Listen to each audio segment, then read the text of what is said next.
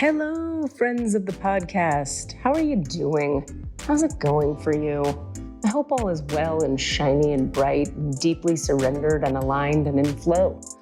Just a small request and desire I have for your soul. Hey, listen, if you're interested in getting some really deep activation, spiritual healing, and alignment for yourself, getting clarity on your own spiritual path, and or clearing or healing anything you need cleared or healed from your body, being, soul, or spirit, join me for 3 days of star being and Christ-light healing, October 1, 2, and 3 in upstate Massachusetts, or you can join online.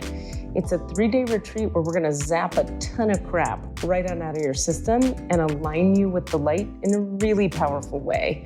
October 1, 2, and 3. For details, give me a little email and I will email you back with everything you need. KLRubin, RUBIN, @gmail.com. That's K as in kiss, L as in love, RUBIN, @gmail.com.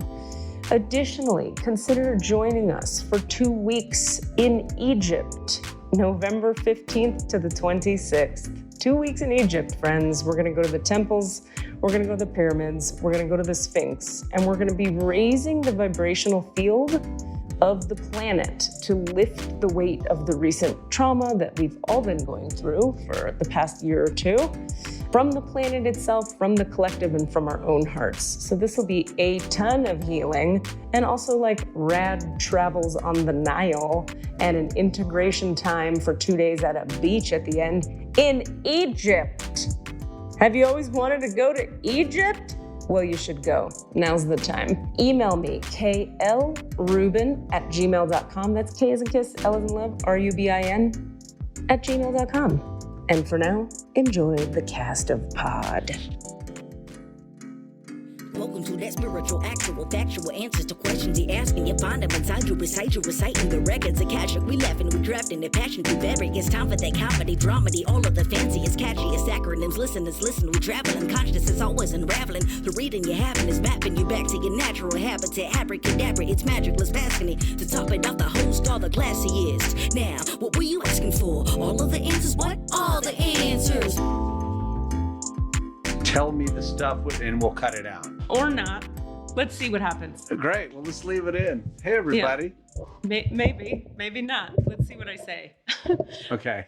So I just was giving you some context on, and I want to talk with Reverend Georgia, our guest today, and I wanted to give you a little context on her before she was here, because I noticed myself, this is good, I'm glad we're doing it like this. I noticed myself feeling like, okay, we're not going to do dick jokes. We're not going to do butt jokes. We're going to be appropriate, grown-up adult people. Even though Reverend Georgia is someone who, she's like a progressive, very leftist, liberal, lesbian, science of mind preacher, facilitator. She's not a, Christian, evangelical, right-wing. Buttoned up, uptight. Yes, right. no. So like the fact that I'm feeling that way is just, it's my own stuff. And I was thinking about it and realizing when I met her and started going to her church in Sacramento so many years ago, I looked up to her. She kind of took on a kind of parent figure in my psyche. She has, like when I applied to Harvard Divinity School, I asked her if she would write one of my letters of rec, and she did, because like, you know what I mean? Like I hold her there. Mm-hmm. In esteem like that. And I found myself going, and side note, she has produced, AKA allowed me to perform all of my raunchiest, most irreverent, insanely inappropriate stand-up comedy and solo shows in her church on the stage where she does the Jesus stuff. She let me do that. So why I'm thinking that we can't be who we are in this conversation is very funny and interesting to look at. And the first part of my message was like, I might be a little toned down today, and we might want to think about not being so dick jokey. And then I was like, hold on, what?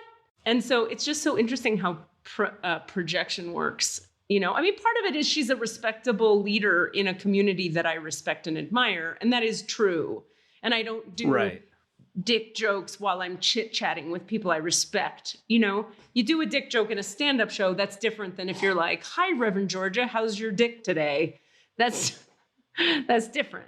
But I think back on like that you did an interview or something for a particular newsletter, and they were like, we're not going to put this up, the link to this, because we think it puts you in a bad light. And you were like, yeah, you know what? My people don't give a shit. So yeah. you do you, but that is me. So we're talking about that sort of ongoing challenge between like authenticity versus appropriateness of space, but also like we don't want to mute ourselves, but we do have sub-personalities that are still authentic that we can live out through. That's right. Like, you know, when you're visiting grandma, you don't tell as many dick jokes unless your grandma's down with the dick jokes. Yeah. But it doesn't mean you're being false or fake. So it's like, where do we find that space of being authentic? Yeah, totally. I think the bottom line for me is I noticed myself going, I'm going to feel the room out when she's here and feel like, what is this space? And I was wanting to give you a heads up so that maybe you would feel the room out and not just be like, hey, bitch, which you wouldn't do, by the way. I feel like I feel the room sometimes more than you. So I'm just saying. No, I would argue I feel the room as much, if not more than you. I just ignore it and do what I want. But you behave. you behave appropriately. We're both aware, and I just go, shake it up. And you're like, how about not? Sometimes. Yeah, no, I think that's a valid. No, I love that. On the topic of identity, I read something this morning that I'm just kind of interested in. Like, it's such just the bare bones seeds of a thought. So I don't know. It's just worth talking about, but I haven't done enough research deeper on it. And that is, I'm reading the book, The Spiritual Enneagram by Chris Hurwitz. So good. It's the only book I recommend on the Enneagram to people ever. Even though he doesn't seem to really go into depth on individual types. He's more talking sort of overarching spiritual philosophical ways of approaching the Enneagram, right? No, you have to read the whole thing. Oh, okay. Yeah, exactly. But he said something that just made me go, ooh, God, I'm super curious about that. And that was the thing about I think he called it the soul child. Okay. And it was someone else's idea, not his, about somebody's theory that your type, so we're going Enneagram for a second. Yeah. That your type might not even be your type, but that your integrated type, you know, like, so an Enneagram, for those who don't quite know, some say that, like I'm on the 3-6-9 triangle, and in times of like growth and more integration, I travel towards the 6 more. I'm more like a 6. Huh. And in times of disintegration, I travel towards the 9, and I'm more like a 9. Huh. And I thought it was the other way around. 3 goes to 6 in good, and to 9 in bad. That's binary thinking. But but then some say, no, the integration, disintegration thing is not really true. You just can travel along those paths in either direction at different times for different reasons. And then some say you can shoot all over the Enneagram yourself at any time. But regardless, this one thought was that your true type, in the sense of like your soul's child, the soul child, as they call it, basically the type you're truly born to be or born into. Okay. And then you experience the childhood wound, which pushes you into into the type you live in. But that your true type is your integrated type. So like as a 3, I am yearning to return to more of a 6 type. Interesting. In times of full, like if I were to really like fully integrate myself and find myself as deeply grounded as I can, or whatever the healing work you do, you'd become a... whatever that healing work whatever is. Whatever that shit is, I don't know. I can't, I'm not going to say that. But what was funny, I'll just finish the thought, and that is, I read that and immediately was like, yes, I'm going to work on being a 6. Like that was what went through my head. And not 2 sentences later, they said, like, now that being said, you know, you still don't want to work directly on your type as a sense of accomplishment. You want to just do your inner work and grow, and right. You should set goals within your, and specifically they're like, for example, the 3 is probably just going to try and be a 6 because he's got a goal and he wants to achieve his 6hood. So be careful about that. And I just felt very seen and very called out. Like so within the same sentence, I did a thing and then they called me out in that same thing 3 sentences later. I get it. That's so fun. I love it. I don't think But I still love that idea. Yeah, 100%. I don't think I was aware that they say that in the Enneagram teachings of like not to strive for anything in particular. Just do your work and then just see what occurs, which is what I've done because I didn't know any better. But I would imagine there'd be plenty of people looking at their Enneagram going, okay, I'm going to integrate toward my integration number. Right. Right? I just read it today and I should go back and read it again, but I may be speaking a little too simplistically about that idea, but just the sense of like, if you set that as an achievement, that's not the right mindset. Yeah. And then I had already done that. Like I had done that I get the it. second I read it. I fully get that you did that and that they called you on it. And I love that. I think you're less alone on that impulse is all I'm saying. Yeah. I feel like a lot of people would read their type, learn what the integration thing is and be like, okay, let's get to work on being that. Yeah. I want to think more like a 6 thinks. Yeah. I'm going to try hard to become a 6. Meanwhile, like I had this talk with Rami, actually. We were talking about, how did this come up? I was saying, we were talking in depth about some Enneagram thing. And I went, I realized the other day when I am doing well, I am more like a blah, blah, blah. And when I'm not doing well, I am more, what is it that the 8 integrates to? The 2. And then we disintegrate to the 5. And I'm like, a million. And I told them that like 1,000,000% that's what I see in my life. And I said, but how did that happen? I just did my work. And Rami said, well, that's how it's supposed to go. Right. And I didn't know that. Right. You don't set the intention of being more like a 2. You just start doing your inner work, which integrates you toward, just mental health work in general or spiritual health work in general. And as you get more in touch with self, you'll find that you are going to be more like a 2, according to these teachers. So interesting. Here's another topic. Right. When you see it and you get called by it right away, you just go, oh my God, how did they know? I mean, that is one of the things, right, about the Enneagram. That's why we keep talking about it, is that it ends up being so on point so many times in so many ways.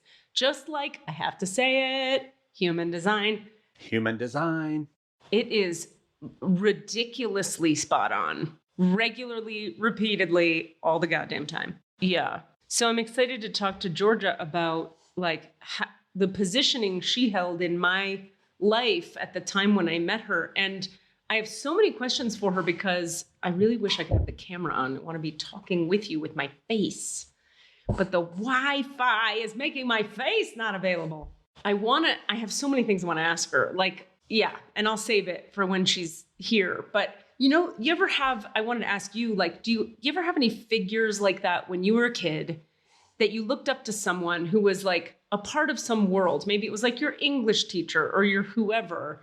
And then as you grow up and you have a different perspective on the context in which you met that person, that your sense of the person changes. Do you know what I mean? I think so. I mean, I understand intellectually what you're saying, and I'm trying not to get too lost in a reverie of thinking about an example in my own life, but I do understand the framing. Do you mean though that do you mean you just get perspective on, oh, that was really important to me then because of this? Or do you it's more like I actually am wanting to hear a specific example from your life, because what I'm interested in is that thing where, like, let me think of a different example. Okay, I got one. When I was in my like preteens, junior high, and early high school time, I was the head chorister in the Miami Choral Society. And I was like a big nerdy singer, and I had a good voice. And I was like a teacher's pet. So the choir conductor and I kind of became friends. He's like this middle-aged black man, and I was this 15-year-old white girl. And we were buddies because I was smart and a little ahead of my time and a goody-goody and trying too hard to win his approval and all that. So when I think about the Miami Choral Society and the space it held in my world as a 15-year-old and a 12-year-old and a 10-year-old, and then I go in adulthood back and I see a Miami Choral Society show, I go, oh, that's nice. The kids did a song. Look at the kids being talented singers and singing beautifully. Wow, Mr. Sharp did a great job conducting. I know what conducting is. I know how gigs work. I know that they had to book this venue months ahead. Like, you have a whole different perspective on what is the Miami Choral Society. When you're 12, it holds this like reverent place. It's this magic place, and they drive you in the car and all the people are there, and then you have to sing and do well. Then you grow up and you realize, oh, that's like people doing stuff just like me. And so it diminishes in its kind of, I don't want to say diminishes, but it takes on a different location in your sense of power over yourself. You know how when you're a kid, you don't feel a ton of agency a lot of the time, or maybe some kids did. I didn't. Right. I felt like I got driven to this place and I was going to succeed at it, and I succeeded at it. But it was very like, I didn't have any perspective on like, these are just people doing a job and we were just kids singing some songs, which is how I see it now. So similarly with Georgia coming on today, I was like going to that church looking for saviorness. I was like, help me. I'm not okay. I need these beliefs and these teachings to change me. Like I was in a real soaking it all in serious place where the church was a big deal. And I should really give context to people. Science of Mind churches are not typical churches. They're a lot to do with affirmation and positive thinking, and the relationship to the divine is quite different than, say, the relationship to the divine in like a evangelical Christian situation. It's less, it is religious in the sense that there's a set of beliefs and they believe them, but it isn't it's conservative, I would say. The values are not conservative. And it's also, just to clarify, Science of Mind is not Scientology and it is not Christian Science, just so people know. Those are other words that have science in the religious name. That's right. And I'm excited to ask Georgia to define for us, like, what does it mean? What is Science of Mind? What is like the core tenet? Yeah. Yeah, like, how do they define it? What is and so at the time, what I'm trying to get at is at the time, I really took on the principles and the practices because I really just was looking for something to change me and help me. And now I would hold it more like, I passed through that. I took from it what I like. I like a lot of it. And then I did other stuff, like 80 other things, of which that was one thing. So in that time, I like desperately needed it to be something for me. And now I'm like, oh, look, Science of Mind is a thing. Does that make sense? Absolutely. I mean, it's a slightly warmer version of other stories you've told me about, like, you know, some of the schools you've gone to, like, they had to be super important at the moment because they needed to be the crucible through which you were being transformed. But then when you pulled away from them, or as you got distance on them, they became more and more just, oh, this was good. This was awful. That was fantastic. That was awful. Like, and you were able to step back from them and be able to take what was needed and leave the rest behind and not lionize it and make it, have it. You know, it's true for any teacher. I would say, like, my examples would just be like college teachers. There was always sort of a cult of certain teachers in college. Exactly. In theater, especially. That's what I'm looking for. And that's what I'm looking for. And you needed and you need to have that cult of, just to, in order, like, especially with a younger mind, like, we need that cult is the wrong word, but you need that sort of like, yes, this is the stuff and you are the guru that is passing this stuff on to me so that I can really steep myself in it and really take it on 100% in order to really do the work. Whereas if you start with that perspective and distance, you maybe don't go as deep. You kind of go like, yeah, this is cool. I see you for what you are. So I'm just going to hold you back there and I'm going to take on some of it and leave some of it away. And I mean, I'm just sort of talking through the process now. I think we kind of need to go. Sometimes that the distance between that is shorter. Sometimes we go in really deep for just a minute and then back out. But that idea of we have to treat someone as huge. Go ahead. What's an example of that in your life? I'm trying to get you to talk specifically about you. Like, where have you done that, any version of that? I mean, in college and undergrad, there were sort of two main acting teachers, and there was definitely like a little bit of a like cult of follow between them. And there was sort of weird tension between them. Yeah. And I was always sort of, as I am to this day, sort of my nine nature or whatever is to kind of straddle both worlds and be accepted by all and have that. I kind of had a little of that perspective, but I was definitely in the sexier cult also. Like the one teacher who was more big deal, what she was doing was what was up, and the other was kind of like, whatever, she's cool, whatever, she's fine.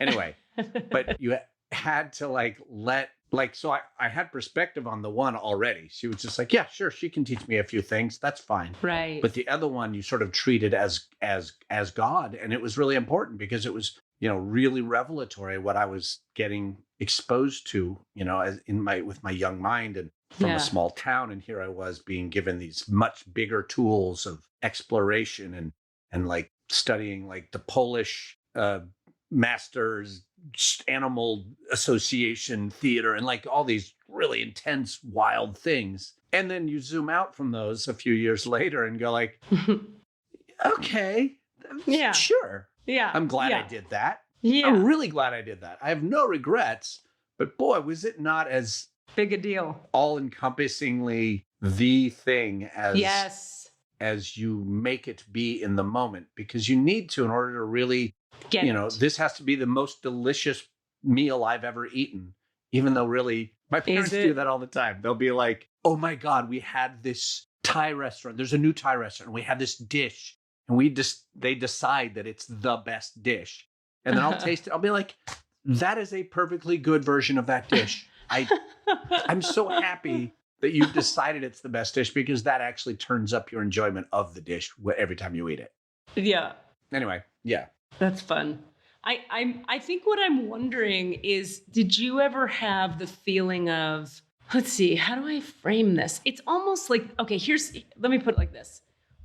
I grew up, I feel like what people go through in their teens and early 20s, I went through in my 20s and early 30s.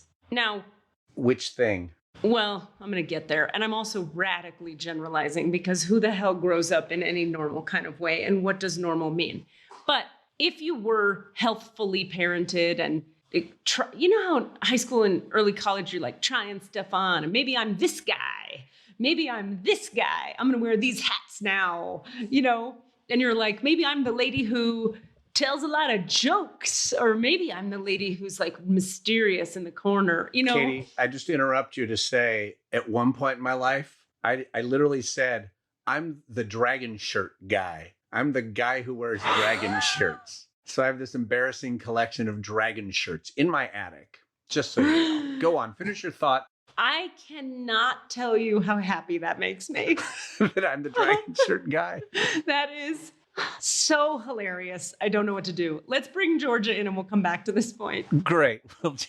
Anyway, to the point of identity, we sometimes call ourselves something in order to explore an idea. But I have so many things to say about it. We'll get back to it. Okay, all right. Maybe we can ask Georgia about being a dragon shirt guy. Exactly. Oh my God. Reverend Georgia! Welcome. Hello. How are you? Good. How are you? It's good to see you. You too. My goodness. You're in Colorado? I am in Colorado, but I'm heading east very, very soon. And you look incredible. You look trim and slim and healthy as a clam. Is that a thing people say? No. Nope, you're happy as a clam or healthy as a horse, which is not necessarily a thing you want to say to a person. There it is. Reverend Georgia, this is my dear friend Cassidy Brown. He's the co-host of this wacky podcast that we do. Hi, Cass. How are you? Great. Nice to see you. Well, I want to tell you, Georgia, we have been talking. We always talk a little bit before the guest comes on, and then we sort of interview you a little bit. But I was telling Cassidy about the phenomenon of your role in my reality. And I was realizing before we got on, I was having that feeling of, I started to leave Cassidy a voice memo saying, okay, so Georgia's coming Now she's very important, and we're not going to make dick jokes, and we're not going to do butt jokes. And then I was going, wait a minute. This is a woman who allowed me to produce the raunchiest comedy I have ever written on her church's stage. What am I worried about? And then it got me thinking that it's such a compliment to you, because I realized as I was thinking that way that in that period of my life, when I was going to your church all the time, Georgia, you took on such an important role in my world. You were a teacher I could trust. You were an adult I respected in a time when I was rebuilding my entire inner structure, as we do in early recovery, as we do in early spiritual times.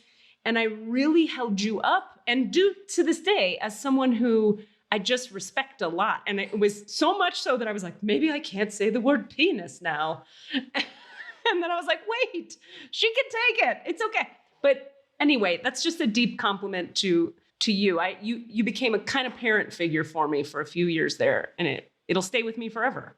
Well, I appreciate it. You know, I just think you're one of the most creative people on the planet. And if I could have had a daughter that was as creative as you, I would have loved that. Oh my God, I'm going to cry. Thank you. I love you. Can you tell us, okay, I've got so many questions for you about the work you do. We were wondering, how is it, first of all, I want to know personally how you found your way to Science of Mind in particular, and why that particular path. There's so many paths. You've explored so many of them. You still do. I know that. You integrate a million things with the work you do. What was it about that particular path that drew you? And second to that, how do we define or understand what Science of Mind is? Are those answerable questions? Sure, of course. Yeah. So let me go to the first, how I found it. It was actually quite by accident. I was unchurched for many, many years, grew up Catholic, angry at the church, angry at God. And I was in Santa Rosa, and I was trying to get a date with somebody who was in the Santa Rosa church choir. So I thought, well, you know what? I'm just going to show up and sit in the front row, and I'll look really pious, and she'll definitely want to go out with me. So I did that. And the minister walked out, and she said what I say every Sunday, and that is, you are whole, perfect, and complete, just as you are right this second. And when she said it, I started to cry. And it touched me in such a deep level, because I thought I was so broken. I thought I was so such an abomination in the eyes of God. Not in other eyes. I had done enough internal work and enough political work to know that being a lesbian wasn't the end of the world. But I still had a deep, deep shame around God. And so when she said that, that one sentence, and it just broke through. And I thought, God, I got to know more about this. Of course, I did not get the date. I was sobbing, and snot was running everywhere. And it was an aborted attempt, but I started to go to classes and go to the church and start studying. And pretty soon I was a practitioner. That's kind of like a chaplain. And then shortly after that, I was in seminary. Wow. And I just thought, what brought me to the church was that statement. What brought me to ministry was seeing the minister, and then a different minister who had come, baptize a 4-year-old boy. And the words that he said to that child to include him in the body of God, and just the whole idea of spirituality was so moving to me. I thought, you know what?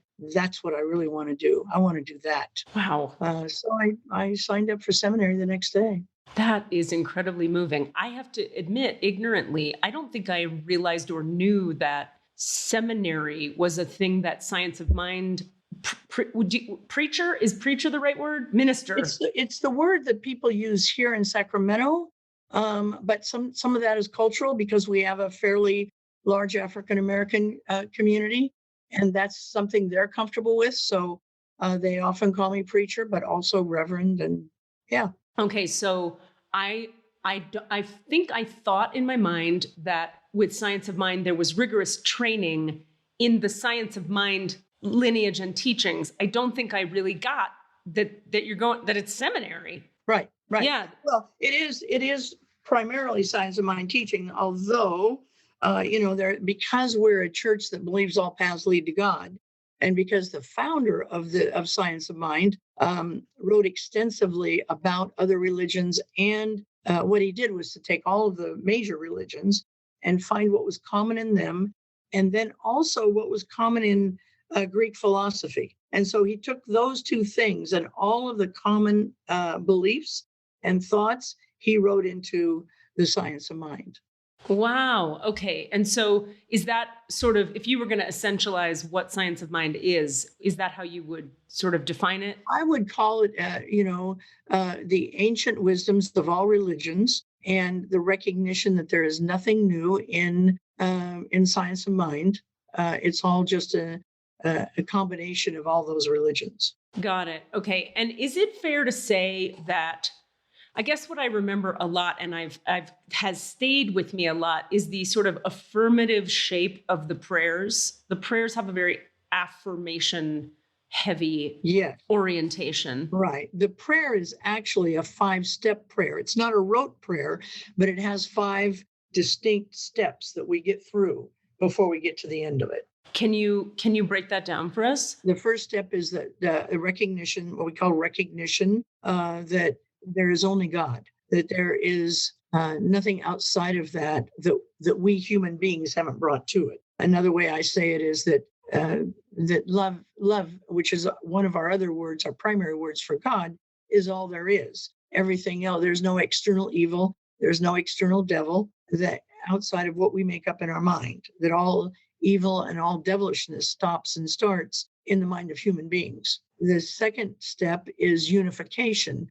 recognizing that we are one, that there's no separation, that we are one with that essence, that one love, that one being. The third step is what we often call the affirmation step, which is simply an affirmative statement that that which we are seeking is already here now, and that the reason we can't taste it, feel it, spend it, love it, be with it, is because we can't see it. It's not that there's a withholding of our good.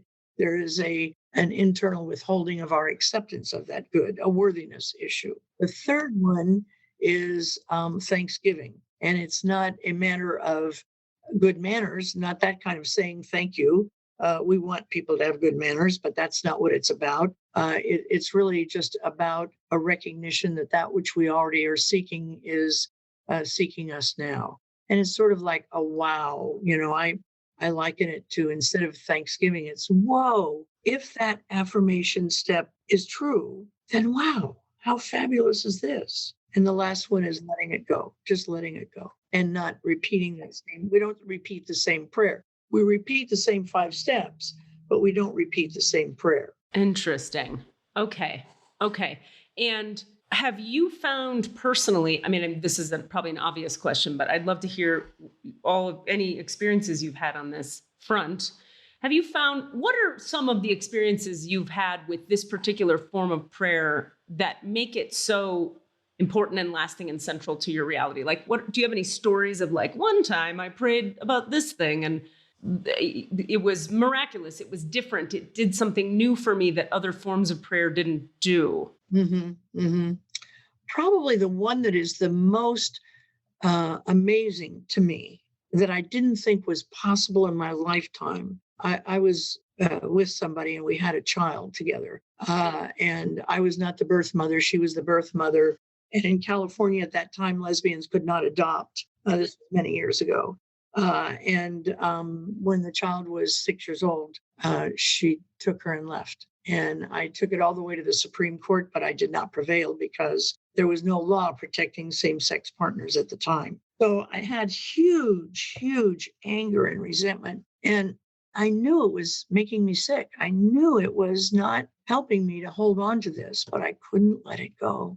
And so finally, I did the prayer. And when I say we don't repeat the prayer, we don't repeat the exact words of the prayer, but I repeated the 5 steps of affirming that I was able to forgive.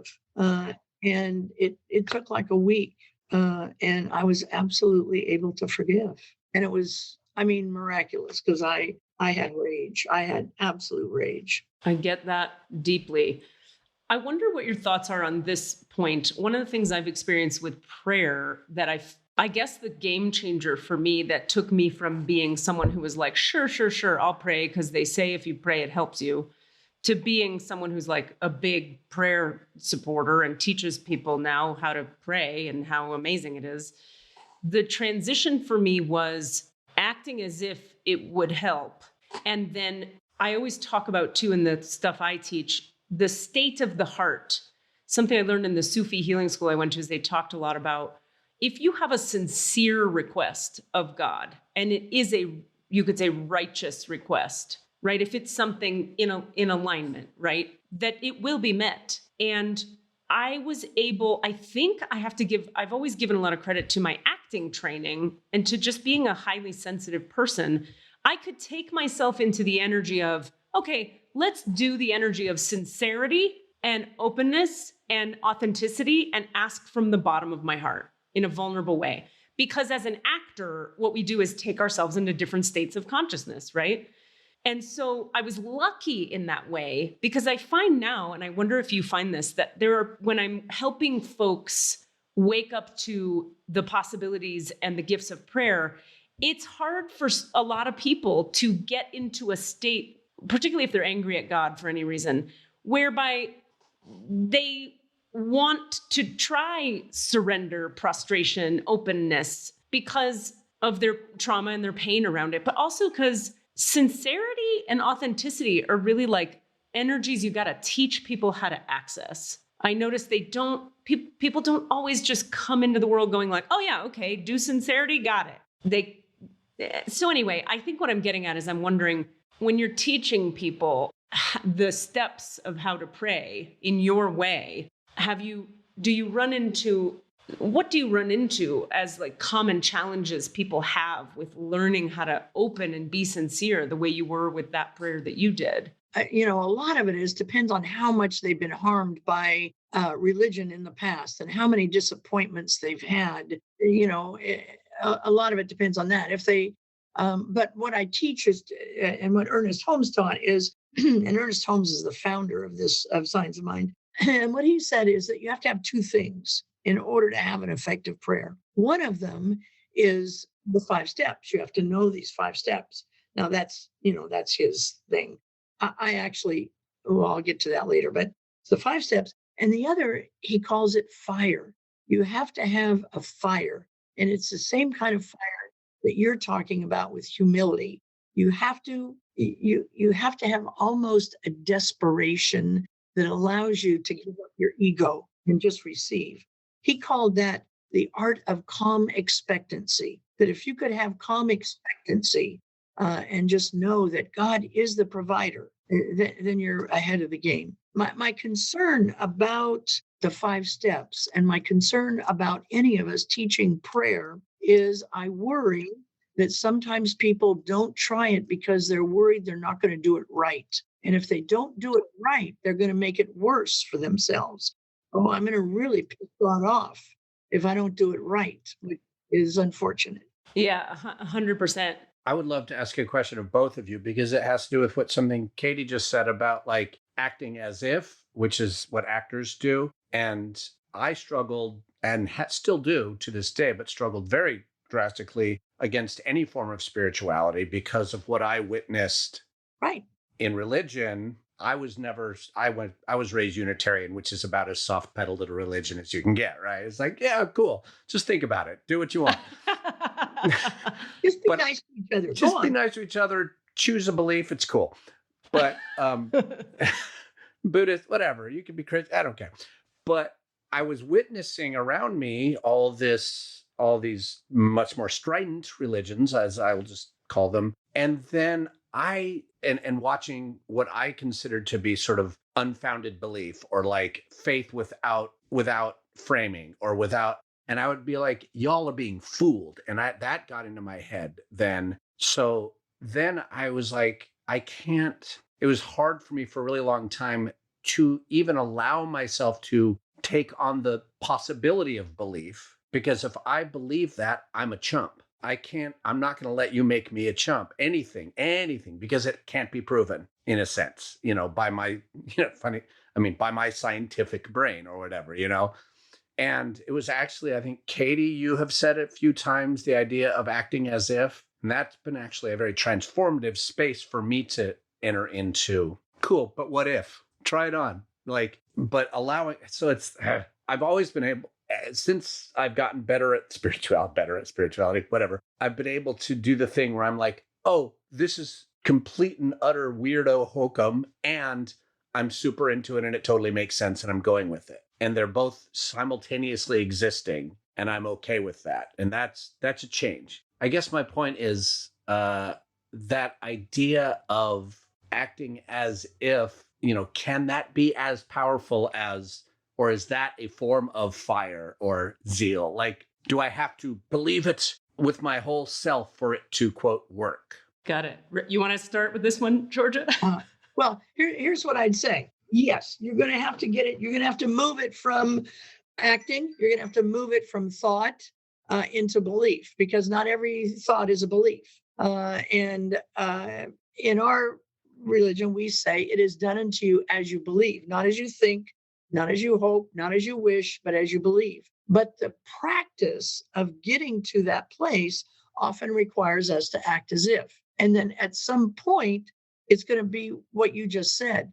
Then I figured I felt different. I felt like, oh, maybe this is true.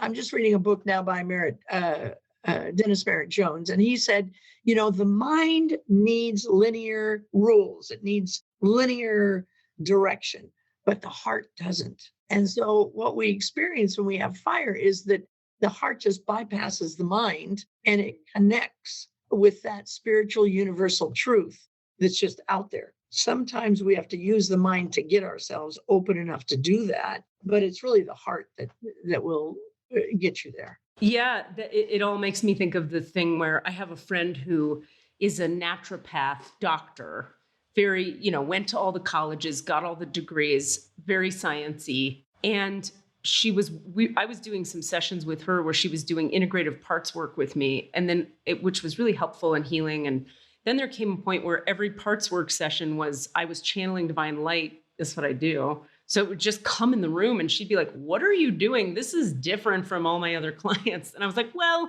it's turned into I'm doing what I do at you now, because we've done what this is and the light is moving because that's what the light does. So now you need to pay me. And then we switched and now she's working. So we were giving each other a gift. But what's interesting with the reason I mention her is because her thing is, like, I'll say words to her like, okay, the energy is a yes for me to move to New York, for example. I've been praying about, it's a long story. Like, I get a yes. God is like talking to me clearly, you're going to New York. Now, my emotional body and my mind are like, huh? Really? At this age? All the things that we do in the mind and the emotions. But I'm so familiar with following guidance and following what I call the light that, like, I'm just like, well, that's what the guidance is. So that's what I do. Now I have a process around it as a human being, but I'm going to follow because for me, surrender works better than not surrender. So all this is a long-winded way of saying, she said to me once, I want you to teach me how to follow that light thing. How do I know what is of the light? How do I get what's light and what's heavy? How do I get what's of God and what's not? And at first my response was, okay, 25 years of energy healing, 3 hours a day sometimes, did it for me. I can't promise you that if we do 5 sessions or whatever, your heart's gonna blow open and you'll hear I wound up this way because of every random crazy thing I've done to try to heal. And the results of it have been this awareness of divine light. And the more we talked about it, and I got into some of the concepts about, okay, well, how sincere are you asking God this, and that? Or I asked her some questions and she said, oh, well, I'm not going to like surrender. I'm not going to like not be in charge. Are you insane?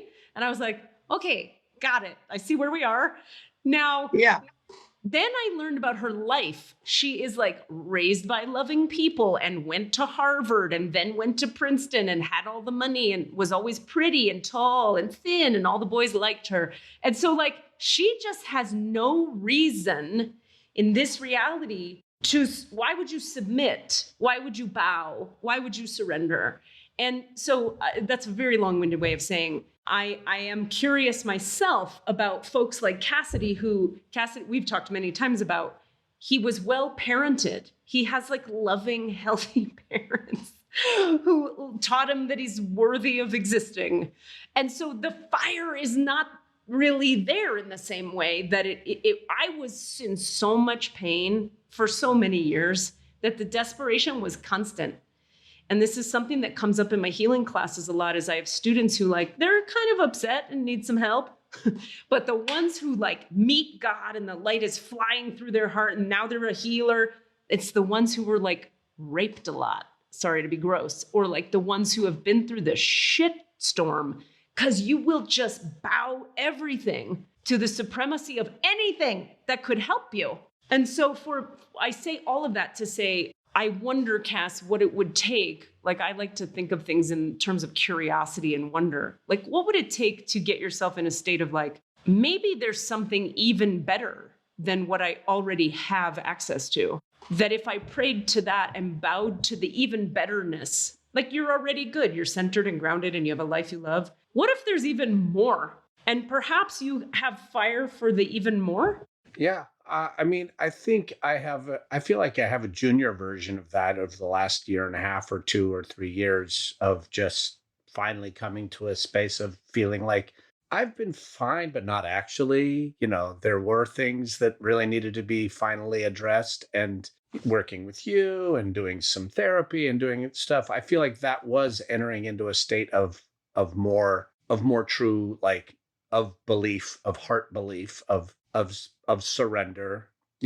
Some of it was surrendering to the therapist in some ways, not as a guru, but as a person who was offering me stuff that I really had to accept on its surface value, and say, no, I do, self-compassion work and stuff like that, and taking that on instead of talking myself out of it, believing it. And so I think so. Yeah, I don't think I don't wish for a trauma to push me to that space. I feel like I'm taking a more gradual pathway towards that. And that's a great thing. That's a great thing. I often say, if I could have a church filled with 12-step people, I'd be in heaven, because they know how to surrender. Uh-huh. And I think it's one of the biggest stumbling blocks to get people closer to their own divinity, is that idea of self-control. And it's hard to give up. It's hard to give up. It is hard, particularly if your life has worked out pretty fine. Why would you? Yeah. Right. And I guess I hear you saying, Cass, you hit, the 12-step framing of it would be something like you hit bottom a little bit with a couple things. And you were like, all right, I'm at a bottom with these things. They're not awful bottoms. I don't live on the street. I'm not homeless and selling my body for drugs. Right. But I'm not great on these points. And so I'm open. I'm going to try something different because I've hit bottom with these things. Is that fair to say? Yeah, I definitely. And I hit a point and I felt very privileged to have the space to do that, to be like, well, I've got some room.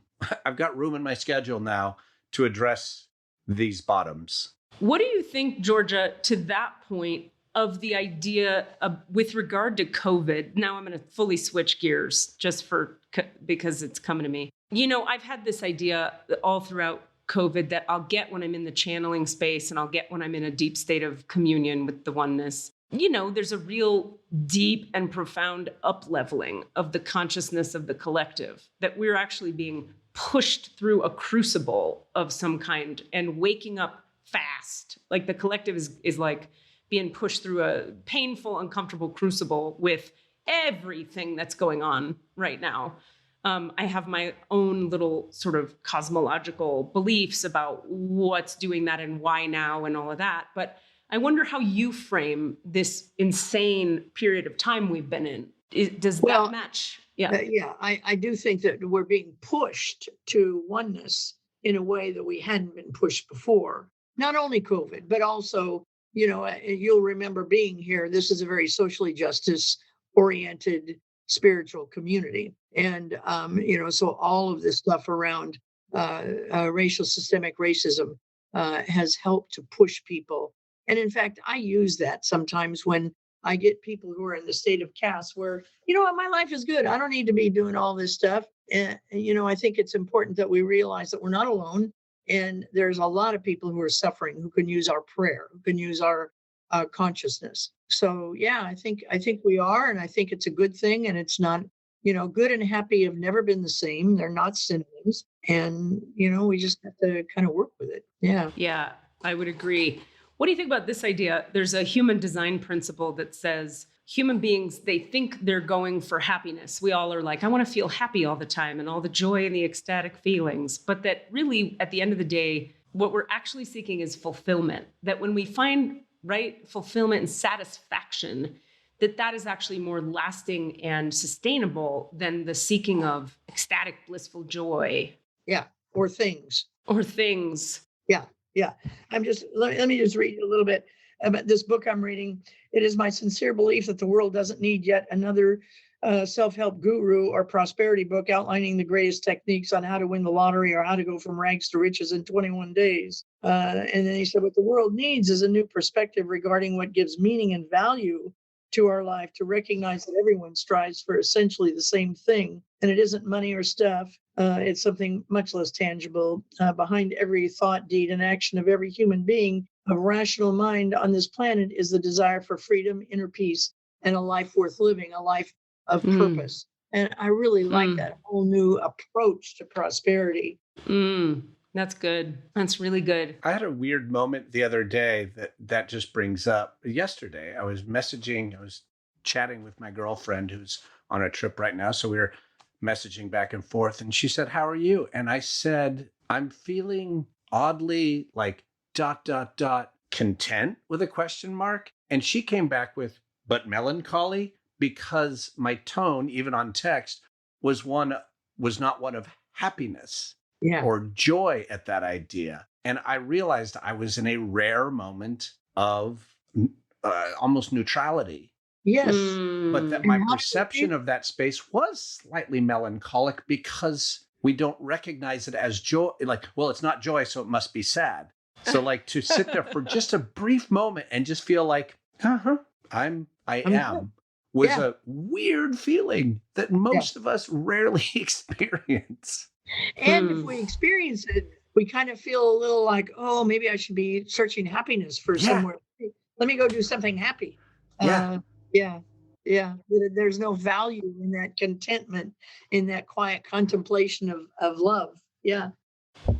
Absolutely. I there was a moment, God, when was that? There was a moment where I was driving a car or something and I said to someone, it's been a few years where I feel peace all the time. What do I do now?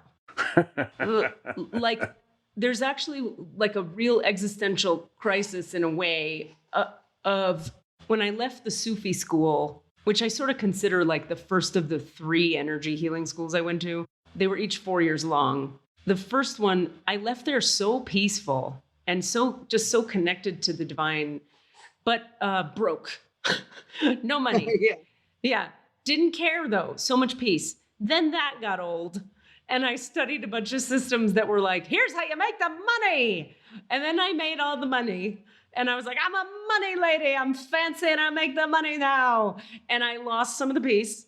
And then I said to God, okay, I'm not willing to have one without the other here. Like, I need a life that works. I need to be abundant enough to maintain this peace. And I need to be peaceful enough while I'm building abundance that I'm not selling my soul for abundance, but I'm also not pretending I'm okay with being on the street, because I'm not, or being like vagrant or like, I'll be a couch surfing hippie person, which is fine if you're doing that. It was a lie for me at that point. And so it was interesting how the 3 schools I studied in, the third one, it's less of a school, but it was basically just learning how to read the Akashic records and be in the energy of the Akasha, which is really just a way of saying divine. That particular frequency, for whatever reason, for me, was the nice blend of, I have peace in my heart, and I can give things to the world that people pay me to do in a way that is fulfilling and meaningful. But I still regularly feel like, I'm so peaceful. is this okay? How do people give a shit about making money and succeeding in the world if you're just at peace? And the answer is like, you kind of don't care, except to whatever degree is necessary for your well-being and sanity, I guess I would say. Does that resonate with you, Georgia? Does that make sense? Well, I mean, I've never been a big financial moneyed person, unfortunately. But this whole idea of downwardly mobile spirituality has never attracted me. I can't say that it ever has. And I think that this idea of greed is part of what's happening in the world today. I mean, I think it's the basis for voter suppression is greed. I think the basis for police brutality is greed. I think all of that is interconnected. So, I think we have to, when you say it's a whole new world, and I do think we're being pulled to oneness, but we have to do it in a way that makes sense for everybody. Yeah. Right. Yeah. I find that a lot of times I do run into this thing where my spiritual heart is very like, okay, I'll give you an example. I'm moving, right? So I built this healing center here in Colorado. It's very beautiful and it's this big space and it was lovely and amazing. And I was very proud of it. And I've been like selling the furniture off and selling the art. And it's like, there's sadness and grief with pieces of that. And there's also like a lot of lightness with it. It's like, oh yeah, this needs to go because it feels better. And I get it. Anyway, in that process, just today, I was selling this like very expensive couch I bought that was too expensive. Like just objectively, it was too much of a couch. And this guy came to buy it and everything in me wanted to be like, I don't know, you give me what you want. Like I wanted to just be, I paid $2,000 for the couch and my like teachings about what to get. I'm not going to get $2,000 back because it's been sitting outside on a patio and I have to wipe it down and it's so I'm going, okay, I'm listening and God's like, yeah, $1,300. That's what you should ask for that guy. And I'm going like inside, I'm just like, what if you give me $200? Like that's what everything was. I don't care. He could have the couch. I don't care actually about the couch and the dollars. But then there's this weird negotiation between like, however, rent is a thing and food is a thing. And I like to be comfortable and these clothes cost money. You get it. But that tension is, and with my students, this comes up a lot where I attract into my classes a lot of empaths and a lot of creatives and a lot of people who are like, but it doesn't mean anything. It doesn't matter. And it doesn't.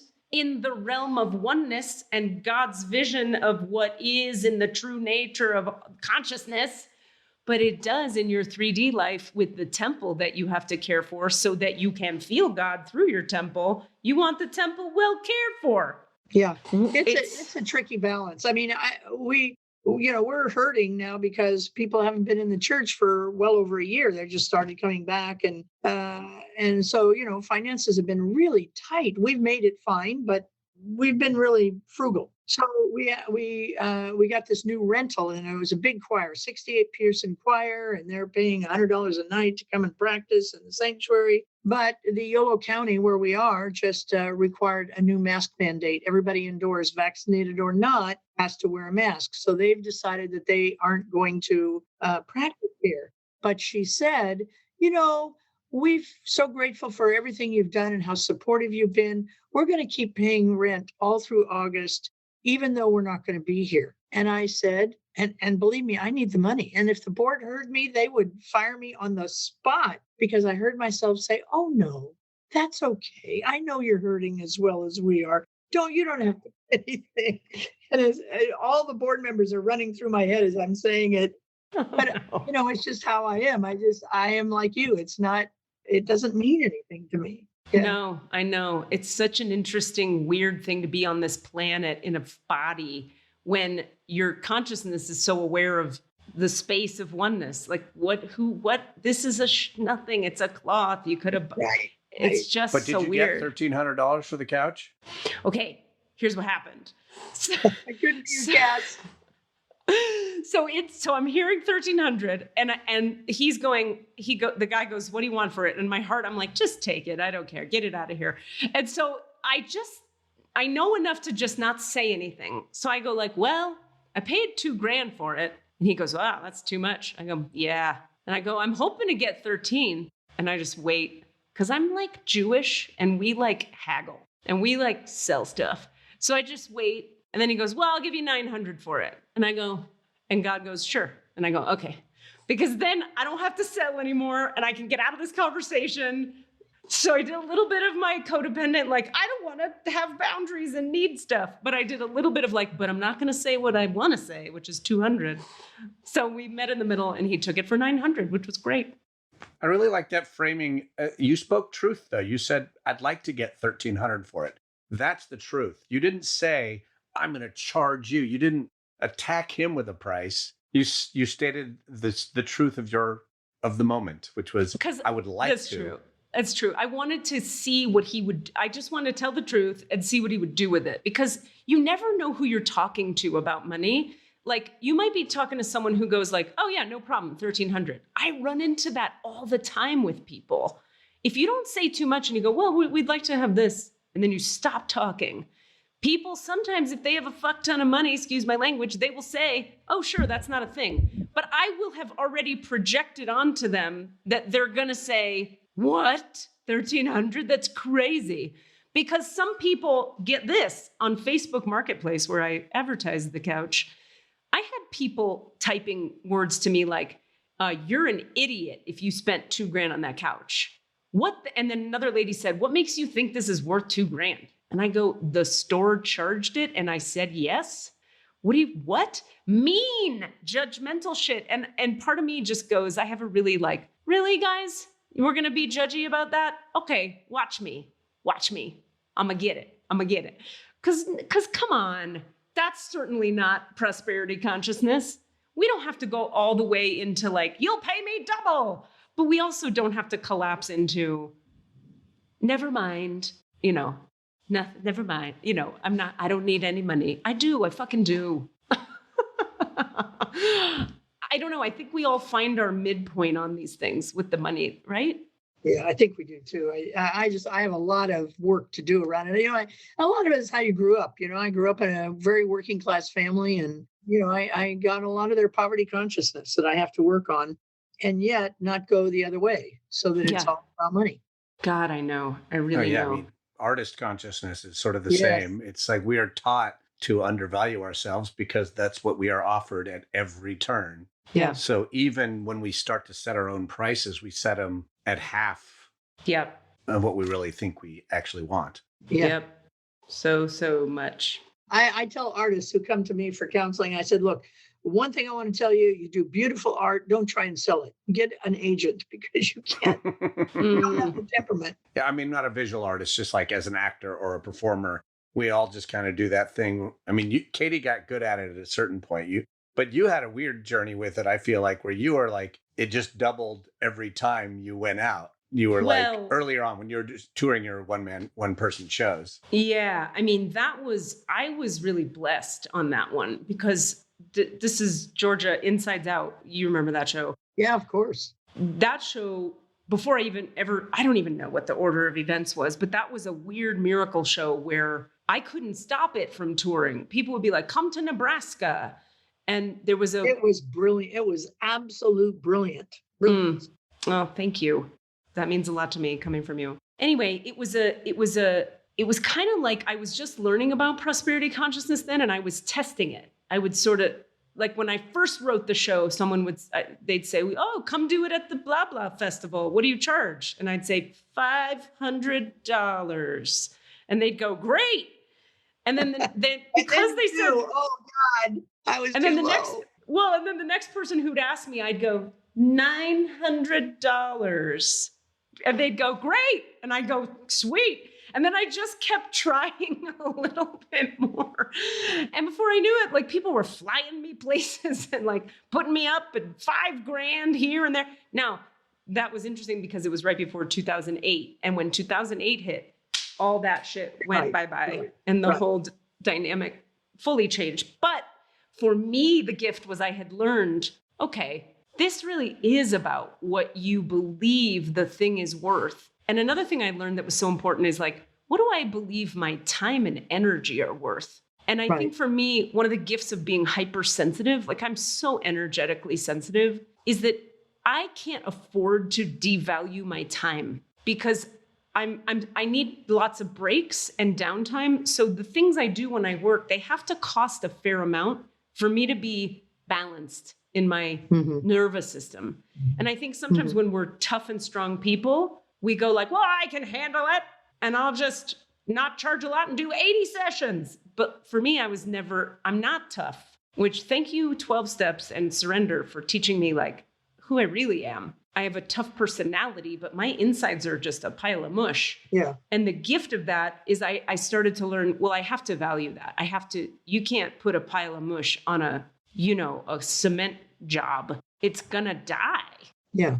And so me in and of myself had to become valuable. Like I wasn't going to make it through life if I was being codependent about what people feel like paying me. And I'm talking now about healing sessions where it's like, you've been to 3 healing schools and I kind of know what I'm doing now. It's like, you have to pay for that because I paid for the friggin' school. Yeah. And this is a tender beast. Yeah. Yeah. Well, I'm glad to hear it because I'm trying to learn that myself as I retire, as I'm looking toward retirement in the next 16 months. Really?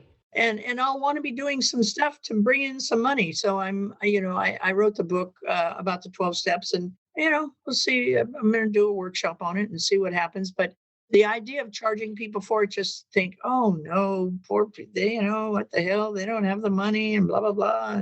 But like you said, we don't know that. We really don't. What's the title of the book so we can promote it here? It's called From Victim to Victory, a spiritual look at the 12 steps of Alcoholics Anonymous. Very cool. Or I guess Alcoholics Anonymous isn't in there. It's a spiritual look at the 12 steps. Yeah. Yeah. No, I love it. I love it so much. And where can people buy that? They can get it on Amazon right now, or they can email me at csasacramento.org. csasacramento.org. Fantastic. Okay. I want people to buy your book. They should. Now, what are you going to be doing in New York? I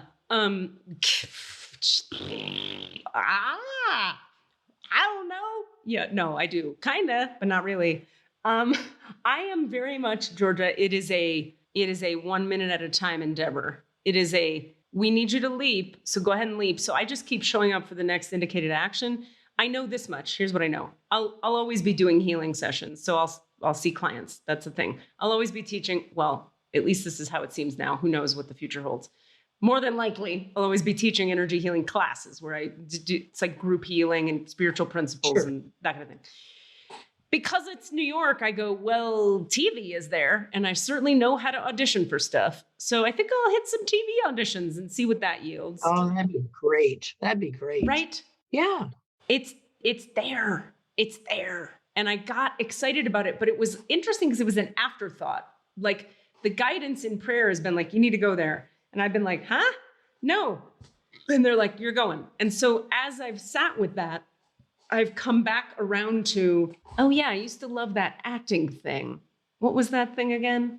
Acting. Oh, right. And in New York, they do it on the TV screen where the money's real good. Why would I not try for that? Like I hit a bottom with theater a bunch of years ago, even professional regional theater, where I was like, these people do not pay us enough to do what this is like. Professional regional theater is athleticism. What this man here does, this Cassidy Brown, we are athletes and they pay us not enough. And so I just was like, I don't need it. I can make things. I don't need it. And I was cranky about it and I was done. So then when God was like, okay, great, but you're going to New York. I was like, well, they have TV and they pay you well. So anyway, I'm going to try for some of that. Good. And then I have this strong vision of really sharing this podcast far and wide and opening the doors of perception to who wants to make this thing real visible. Because I can't tell you how deeply I believe in what we're doing here.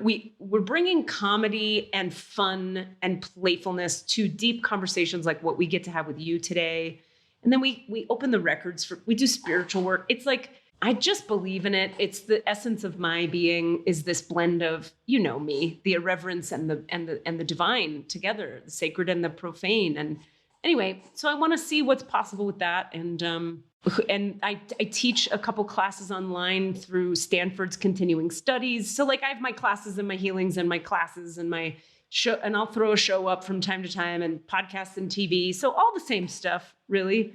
We'll just see how it plays out. I'll be living on the Hudson River. What? Wow. Gorgeous. Wow. So you already have a place. You're close to leaving. Yeah, I'm leaving in about 12 days.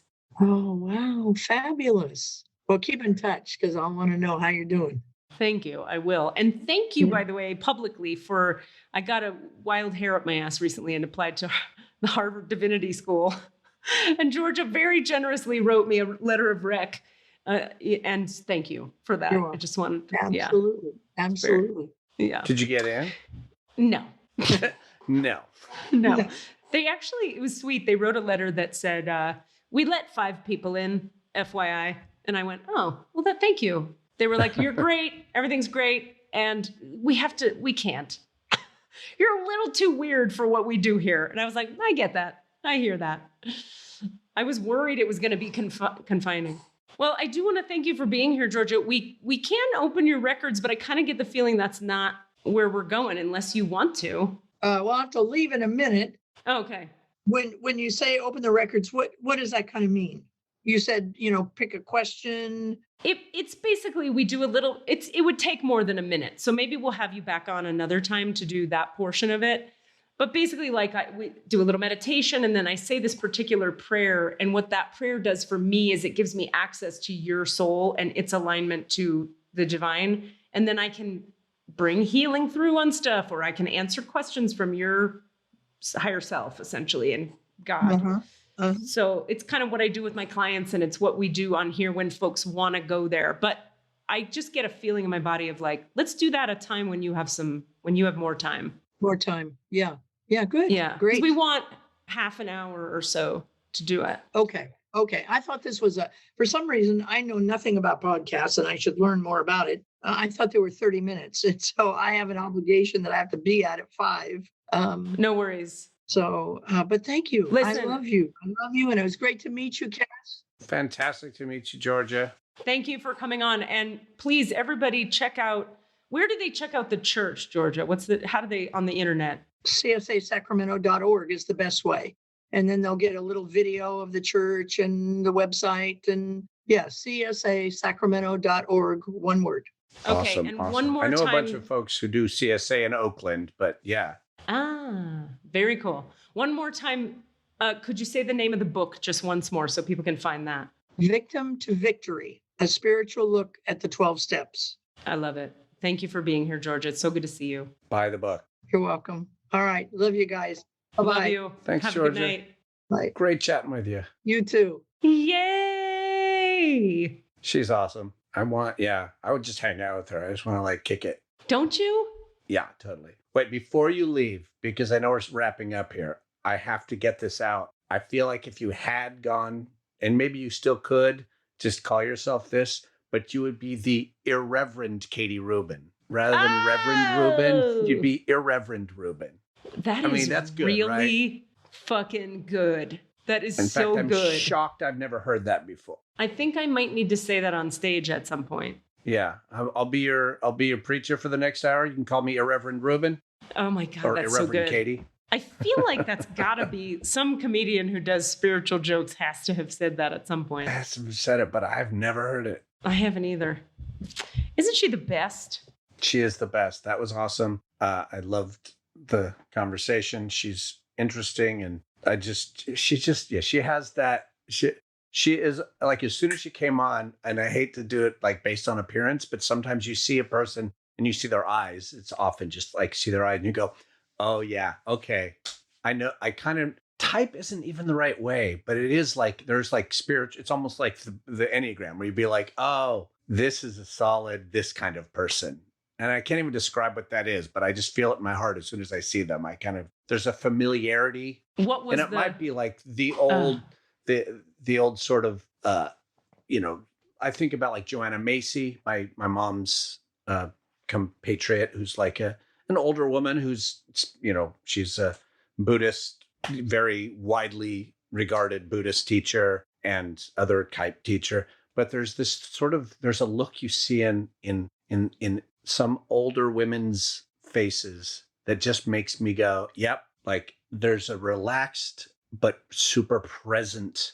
And it's in the lines of their face too. I hate to say it that way, but like you see it, and there's a connection to like philosophy, and just been there, and I've thought about it. I've been there and I've thought about it a lot. So here I'm here to talk about it. And this is a snap judgment I make as soon as I see her face. Could we call that wisdom? Yeah, there's a wisdom, but I don't want to just be like she's an old lady, so she's wise. No, it's different than that. There's a look in I've met certain plenty people's eyes. Yeah, I've met plenty of old ladies that are anything but wise. I don't think old lady equates exactly to wise, but Georgia, yeah, and I don't even like, I wouldn't call her an old lady, but I'd say like, she's older than you and I. Exactly. And she's wise as hell. And also I think I would agree she carries a kind of soft-heartedness, a peace yeah, inside of her. But it's a tough piece. Yeah.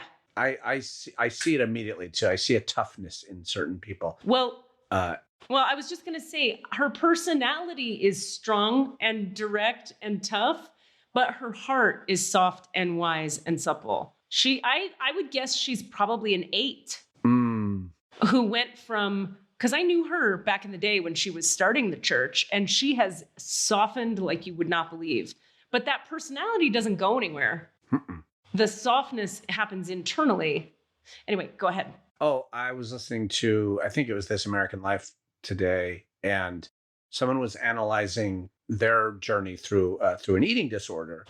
And a word that came up when she was talking to someone else who had been through similar situation that was really inspiring to her was the word sturdy. And she said when she was given that word, it made a huge difference in her approach. And it wasn't like, it doesn't just mean like, I'm beefy or whatever. It means sturdy, both emotionally and physically. And it doesn't necessarily mean strong, like physically. It just means my base is solid and I'm operating from a space of like consistency, like sturdiness. And I just appreciate that. So maybe that's the word I'm like, it's not tough, because tough means like feisty and mean and throws punches. But like, just like, all right, let me start from this very solid base of human that can, have their struggles and have their conversations. It's just something to be striven for. That's all. Yeah. Yep. I sturdy feels right. I know her heart so well that I would say, yeah, she's got a strong outer delivery style, but like myself, I think that's part of what I always related to about her is like when you get her in a room, there's so much compassion but it's blended with clarity and truth, which, I think it's like, it isn't hard. It's, like you said, sturdy or strong and pliant. I like the idea that they taught me this idea in Sufi school. They said, if you think of a pliant things are stronger than hard things because you can't.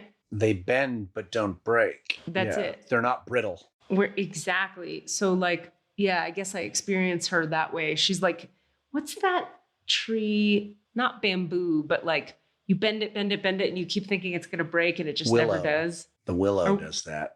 Is that right? Yeah, it bends like all the way over, I think. It's now, when she listens to this, she's going to be like, well, you just analyzed me in my absence thoroughly. That'll be interesting listening to someone talk about you in that way afterwards. I just realized that. Whatever. It's fine. She'll be. Well, we're not shitting on her. No, not at all. Listen, Cassidy, if you feel like shitting on a person, like I mean defecating. That's between me and that person. And I would only do it with full you're not going to shame me for it though? Yeah. No, that's what I was just going to say. Maybe call me first and we can talk about if it feels like an appropriate moment during which to do such a thing. I thought you were going to want me to like FaceTime you while I was doing it. And I was like, interesting choice, Katie. Well, that's what I'm saying. It depends on the situation. Certain times I'm going to want to be there. Okay. Other times I'm going to say, honey, maybe not today. But it is okay for me to ask because you have full agency to say no, right? Right. Yes, absolutely. Okay, well, I'm glad we ended this on a fecal note. A fecal note. That's like a fart. A fart is a fecal note. We started the episode talking about I wasn't going to go fecal, and we ended it fecally. Yeah. So, do your fecal work. So do your work. Love you. All right. I love you, Katie. Talk to you next time. Okay. Bye. Bye. Hello, friends of the podcast. How are you doing? How's it going for you? I hope all is well and shiny and bright and deeply surrendered and aligned and in flow. Just a small request and desire I have for your soul. Hey, listen, if you're interested in getting some really deep activation, spiritual healing, and alignment for yourself, getting clarity on your own spiritual path, and/or clearing or healing anything you need cleared or healed from your body, being, soul, or spirit, join me for 3 days of star being and Christ-light healing, October 1, 2, and 3 in upstate Massachusetts, or you can join online. It's a 3-day retreat where we're gonna zap a ton of crap right on out of your system and align you with the light in a really powerful way. October 1, 2, and 3. For details, give me a little email and I will email you back with everything you need. KLRubin, RUBIN, @gmail.com. That's K as in kiss, L as in love, RUBIN, @gmail.com. Additionally, consider joining us for 2 weeks in Egypt, November 15th to the 26th. 2 weeks in Egypt, friends. We're going to go to the temples, we're going to go to the pyramids, we're going to go to the Sphinx, and we're going to be raising the vibrational field of the planet to lift the weight of the recent trauma that we've all been going through for the past year or two, from the planet itself, from the collective, and from our own hearts. So this will be a ton of healing and also like rad travels on the Nile and an integration time for 2 days at a beach at the end in Egypt. Have you always wanted to go to Egypt? Well, you should go. Now's the time. Email me, klrubin @gmail.com. That's K as in kiss, L as in love, RUBIN @gmail.com. What are you asking for? All of the answers? Say what? All of the answers? Yeah, all the answers. Hey guys, thanks for listening. We'd love to hear from you. Please email us with your questions so that we have questions to answer in the Akashic Records. Our email address is allanswerspod@gmail.com. That's allanswerspod@gmail.com. And if you'd like to find us on Facebook or Twitter, it's @allanswerspod, @allanswerspod. Thank you. That was a Sounds Awesome production.